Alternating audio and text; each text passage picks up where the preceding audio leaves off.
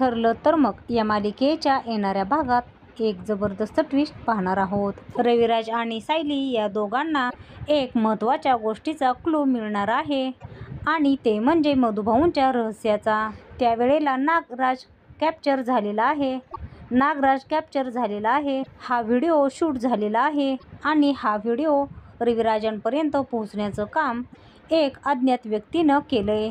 आता ही व्यक्ती कोण आहे, त्या व्यक्तीने हा व्हिडिओ कसा शूट केला होता आणि जन्माष्टमीच्या दिवशी अनेक व्हिडिओ शूट होत असताना दोन सत्याचा एकाच व्हिडिओमध्ये उलगडा झालाय। मधुभाऊंच्या हातातील फोटो नागराजने हिसकावत मधुभाऊंचा केलेला खून फोटोमधली प्रतिमा दिसते आहे, तन्वी दिसते आणि अशाच मुळे कसला काय खुलासा होणार हे आपण सगळं पाहूयात।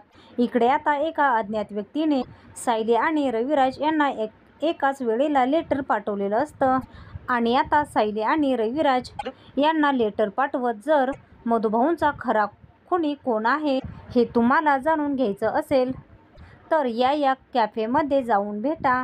तिथे तुम्हाला सत्य समजेल आणि त्यानंतर तुम्हाला पुरावासुद्धा मिळेल। यावरती सायली आणि रविराज एकमेकांच्या समोर येतात। रविराज सांगायला लागतात, काय ग सायली, काय आहे हे? म्हणजे मला हे असं लेटर आलंय आणि त्यात तुझं नाव लिहिलेलं आहे, म्हणूनच मला एक गोष्ट कळत नाही की हे सगळं करणारं कोण आहे आणि त्यासाठी मी तुला भेटायला आलो। त्यावरती ती सांगते, मला सुद्धा काका हे लेटर आलेलं आहे। असं म्हटल्यावरती रविराज सांगायला लागतात, हे बघ बाळा, तू त्या कॅफेमध्ये येणं बरोबर नाहीये। म्हणजे तो कॅफे म्हणजे एक बार आहे आणि त्यामुळे तू तिकडे येऊ नकोस। मी आहे ना, मी तिकडे जातो आणि तुला जी काही अपडेट आहेत ते अपडेट कळवतो। असं म्हटल्यावरती सायली म्हणते, ठीक आहे। इकडे तोपर्यंत महिपत नागराजला भेटलेला असतो। नागराजला महिपत ज्या वेळेला भेटतो त्याच वेळेला इकडे आता नागराज सांगतो, हे बघ महिपत, तुझी 2 माणसं माझ्यासोबत दे। म्हणजे काय आहे मी त्यांना प्लॅन समजावून सांगतो, कारण मधुकर पाटलांवरती लक्ष ठेवायला मी त्यांना वॉर्ड बॉय म्हणून तिकडे पाठवतो। काहीही झालं तरी ती त्यांच्यावरती लक्ष ठेवतील। लक्ष ठेवल्यावरती मग आपलं काम सोपं होईल। यावरती महिपत म्हणतो, ठीक आहे, तुला मी त्या 2 माणसांचा पत्ता देतो आणि ती 2 माणसं तुला त्या कॅफेमध्ये भेटतील। आता या कॅफेमध्ये तोच असतो। नागराज आणि ती 2 माणसं एकमेकांना भेटायला येणार असतात। मग आता नागराज त्या कॅफेमध्ये येतो आणि त्या माणसांना भेटायला लागतो आणि त्याच वेळेला नागराज कॅफेमध्ये आल्यावरती रविराज त्याच्या मागोमाग येतो। महिपतच्या माणसांना नागराज आता सांगत असतो की हे बघा, तिकडे काय करायचं आहे, वॉर्ड बॉय म्हणून तुमची एंट्री मी करणार आहे। मी तुमची एंट्री केल्यावरती मग तुम्ही काय करायचं आहे, तुम्ही लगेचच लक्ष ठेवायचं आहे मधुकर पाटलांवरती आणि मधुकर पाटील शुद्धीवर येतोय की नाही याबद्दलची जी अपडेट असतील ती अपडेट मला कळवायची, कळतंय का? असं म्हणत नागराजने त्या माणसांना ज्या वेळेला बोलत असतो त्याच वेळेला रविराज तिकडे पोहोचतात। रविराज विचार करायला लागतात, नाही, हे इकडे मला आणण्यामागचं कारण म्हणजे नागराज खुनी असू शकतो, पण कसं काय? नागराज हे सगळं का करेल? नागराजची आणि मधुभाऊंची इकडे दुश्मनी काय? मग जर का हे असं असेल तर नागराज मधुभाऊंवरती या माणसांना लक्ष ठेवायला का सांगतोय आणि तो म्हातारा शुद्धीवरती आला की लगेच कळवायचं, तो उठून काही बोलायला नको आहे।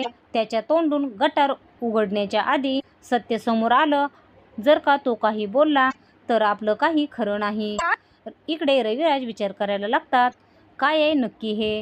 म्हणजे आता तो जे काही बोलतोय त्यावरती मला आता विचार केलाच पाहिजे। म्हणजे आता मला हिंट देणाऱ्या व्यक्तीने बरोबर सांगितलेलं आहे की या सगळ्यामध्ये ती व्यक्ती तुम्हाला तिकडे सांगेल काय ती? आता मात्र रविराज विचार करतात, ते काही नाही, आता नक्की शहानिशा जर का मला करून घ्यायची असेल तर ही शहानिशा करून घ्यायची असेल तर मी नागराजशी स्पष्टपणे बोलतो, त्याला विचारतो, बघू तो काय म्हणतोय ते। असं म्हटल्यावरती नागराज घरी येण्याची रविराज वाट बघतात। नागराज घरी आल्यावरती रविराज म्हणतात, नागराज तू आज कुठे गेला होतास? यावरती सुमन म्हणते, सकाळी मला काही न सांगता गेले होते। कुठे गेला होता तुम्ही? यावरती नागराज म्हणतो, मी कामासाठी गेलो होतो। तुम्ही इतके हायपर का होताय? यावरती रविराज म्हणतात, नाही रे, मी त्या कॅफेमध्ये गेलो होतो, तिकडे साधारण मला तू दिसलास. नाही दादा, तुझा काहीतरी गैरसमज होतोय. मी त्या कॅफेमध्ये कशाला जातो असं म्हटल्यावरती रविराजांचा संशय बळावतो. जर का तो त्या कॅफेमध्ये वेगळं काम करायला गेला नव्हता तर ह्याने बोलला असता. जे काही आहे ते सांगितलं असतं ना. हा सांगत नाहीये याचाच अर्थ आहे त्या कॅफेमध्ये जाऊन याने काहीतरी कारस्थान केलेलं आहे. ही गोष्ट 100% आणि मधुभाऊंच्या खुनात याचा हात आहे. पण असं तसं करून मला चालणार नाहीये. काय सत्य आहे हे मला जाणून घ्यायलाच पाहिजे. आणि त्याच वेळेला रविराजांनी एक नाव ऐकलेलं असतं की महिपतची माणसं आहेत ना, तर त्याची लाज राखा, नाहीतर महिपत तुमचा जीव घ्यायला सुद्धा कमी करणार नाही. हे वाक्य आणि त्याचमुळे रविराज त्या दृष्टीने विचार करायला लागतात की काहीही झालं तरी महिपत आणि नागराज यांचं काय कनेक्शन आहे आणि कोणतं सत्य मधुभाऊ सांगणार आहेत हे जाणून घ्यायला पाहिजे. मग रविराज अर्जुनची भेट घेतात. रविराज अर्जुनकडे येतात आणि अर्जुनला हे सगळं सांगतात. त्यावेळेला रविराज म्हणतात, सायली आणि मला आम्हा दोघांना सुद्धा चिठ्ठी आली होती आणि त्यामुळे तुला काहीही न सांगायला मी सांगितलं होतं. म्हणजे काहीही झालं तरी सुद्धा आपल्याला लवकरात लवकर सत्य शोधून काढलं पाहिजे. यावरती अर्जुन म्हणतो, नागराज काका. यावरती इकडे सांगायला लागतात रविराज, मला सुद्धा नाही विश्वास बसला. मला सुद्धा कळलंच नाही की काय घडलंय ते. पण हो, नागराज याच्यामध्ये इन्व्हॉल्व आहे. ज्या वेळेला मी घरी गेलो होतो ना, त्यावेळेला मी घरी आल्यावरती पुन्हा त्याला विचारलं तर त्याने मला उडवाउडवीची उत्तरं दिली आणि तिथेच मला समजलं की नागराज या सगळ्यामध्ये आता इन्व्हॉल्व आहे. ही गोष्ट 100%. त्यामुळे आपण त्या दृष्टीने विचार केला पाहिजे आणि मगच लवकरात लवकर आपण शोध घेतला पाहिजे. यावरती अर्जुन म्हणतो, मला कळत नाहीये. अर्जुन सांगायला लागतो, मला कळत नाहीये की काय नक्की दुश्मनी असू शकते. ही दुश्मनी कसली असू शकते. यावरती रविराज म्हणतात, आत्ताच मला एक दुसरी चिठ्ठी आलेली आहे आणि त्याच्यात त्यांनी सांगितलेलं आहे की जर तुम्हाला या संदर्भातले पुरावे हवे असतील तर त्यांना रक्कम पाहिजे काहीतरी आणि कुणीतरी हे सगळं पैशासाठी करतंय. हे आता अर्जुनला समजतं. लगेचच अर्जुन म्हणायला लागतो, ठीक आहे. रविराज सांगायला लागतात, ज्या वेळेला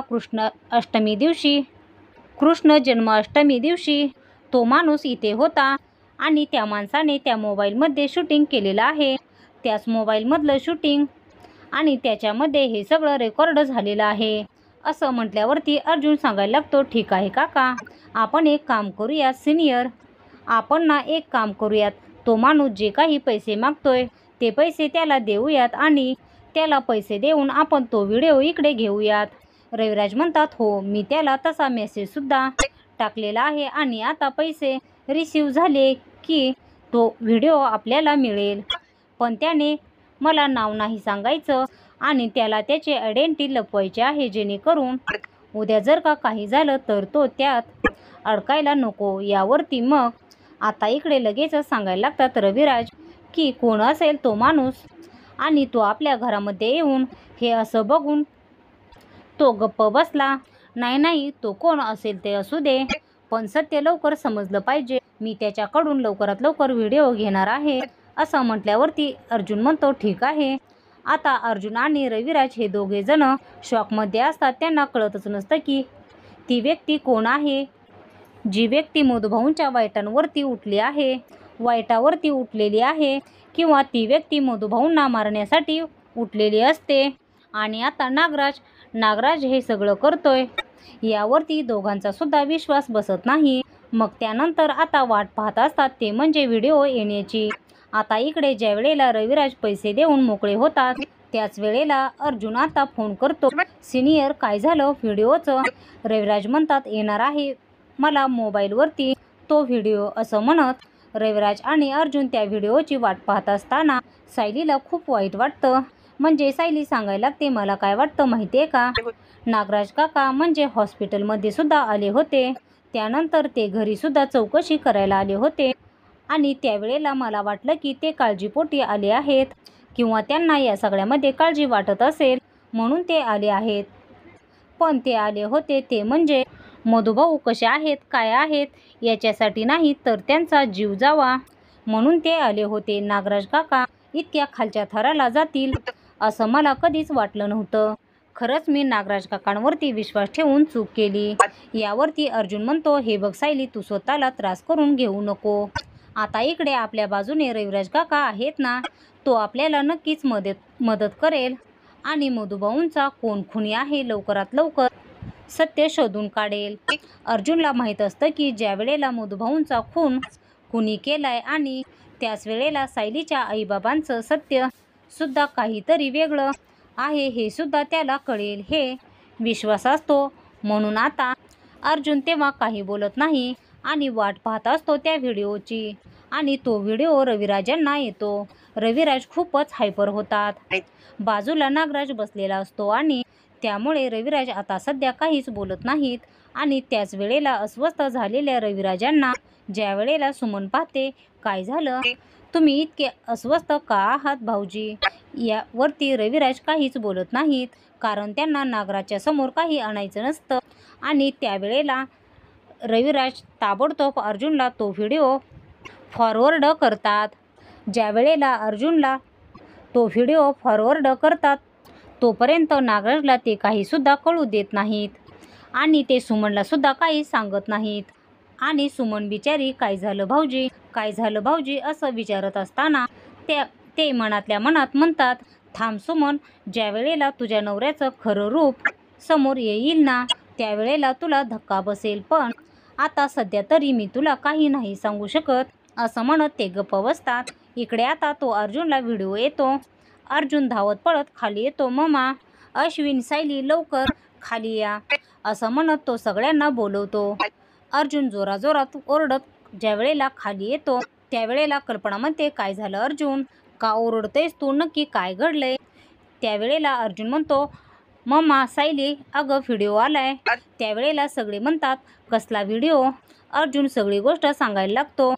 अगं म्हणजे रविराज काकांना कुणीतरी असं सांगितलं होतं की ते काय घडलं त्या रात्री मधुभाऊंच्या सोबत. त्याचा आता त्या रात्रीचा व्हिडिओ त्यांच्याकडे आहे आणि तो व्हिडिओ त्यांनी इकडे आता फॉरवर्ड केला आहे. तो व्हिडिओ मला आता आलेला आहे. सिनियरने तो व्हिडिओ आता पाठवलाय आणि जे सत्य त्या व्हिडिओमध्ये दिसतंय ना ते महाभयंकर आहे. त्यावरती सायली म्हणते, काय झालं, काय कळतंय त्याच्यामध्ये? यावरती अर्जुन आता दाखवायला लागतो तो व्हिडिओ सगळ्यांना. तोपर्यंत चैतन्य येतो, त्यानंतर अश्विन येतो. मुळातच ती गरज आहे अश्विनला सत्य समजण्याची. अश्विन ज्या वेळेला तिकडे येतो त्यावेळेला तो म्हणतो, दादा हे काय आहे? यावरती अर्जुन सांगायला लागतो, बघ, जे काही सत्य आहे ते मी तुझ्या समोर आणलं आहे आणि मी तुला ते दाखवण्याचा प्रयत्न करतोय. बघ हा व्हिडिओ. सगळेजण व्हिडिओ पाहतात. त्याच वेळेला आता नागराजने इकडे मधुभाऊंना मारलंय हे सगळं समोर आलेलं असतं. नागराजने मधुभाऊंना ज्या वेळेला मारलं त्याच वेळेचा तो व्हिडिओ असतो. म्हणजे जी कुणी लोक आलेली असतात रँडमली फोटोशूट जे करतात ट्रेंडिंगमध्ये टाकण्यासाठी किंवा स्टेटसला टाकण्यासाठी, त्यावेळेचं हे सगळं सत्य असतं. आणि ते सत्य आता अशा पद्धतीने समोर येईल त्याची कुणालाच कल्पना नसते. पण त्याच वेळेस तो व्हिडिओ समोर आलेला आहे आणि त्या व्हिडिओमध्ये नागराजने मधुभाऊंना मारल्याचं स्पष्टपणे दिसत आहे. अगदी स्पष्टपणे नागराज जो काही मधुभाऊंच्या पोटामध्ये सुरा खुपसतोय ते सगळं समोर आल्यावरती मग आता सगळेजण हादरतात. बरं, त्यातली एक छोटीशी अपडेट असते. अपडेट अर्जुन बघतो मधुभाऊंच्या हातामध्ये असलेला फोटो. ज्या वेळेला सगळेजण तो फोटो पाहत असतात म्हणजे व्हिडिओ पाहत असतात त्यावेळेला अर्जुनचं लक्ष त्या फोटोकडे जातं. कारण एकट्या अर्जुनला माहिती असतं की ज्या क्षणाला मधुभाऊंचा खून झाला त्या क्षणाला ते सायलीची खरी ओळख घेऊन बाहेर येत होते. म्हणूनच त्यांनी आता सांगितलं होतं की ते म्हणजे अद्वैतला की सायलीचे आईबाबा जिवंत आहेत. मग तो पुन्हा तो व्हिडिओ झूम करून एकटाच पाहायला लागतो आणि त्यावेळेला सायली म्हणते, काय बघताय तुम्ही? यावरती अश्विन म्हणतो, पण दादा हे सगळं काय आहे? हे सगळं का केलं असेल त्यांनी? त्यांचा काय संबंध आहे मधुभाऊंना मारण्यासाठी? अर्जुनचं लक्ष मात्र त्या फोटोकडे असतं. मधुभाऊ जो फोटो घेऊन बाहेर पडलेले आहेत तो फोटो नागराज त्यांच्याकडून हिसकावून घेतोय. हे ज्या वेळेला अर्जुन पाहतो त्यावेळेला त्याला एकच वाक्य कानामध्ये घुमतं की सायलीचे आई वडील जिवंत आहेत. मग जर मधुभाऊ हे वाक्य बोलले होते तर मधुभाऊंच्या हातामध्ये हा फोटो का? हा फोटो घेऊन ते कुठे चालले होते? आणि त्या फोटोसाठी नागराज काकांनी का बरं मारलं असेल? काहीच कळत नसतं. अर्जुन खूपच गडबडलेला असतो. काहीतरी गडबड आहे, काहीतरी वेगळंच आहे जे आपल्यापासून मिस होतंय. हे नेमकं काय आहे हे त्याला काहीच कळत नसतं आणि त्यामुळे अर्जुन पूर्णपणे हादरलेला असतो. काय करायचं, कसं करायचं?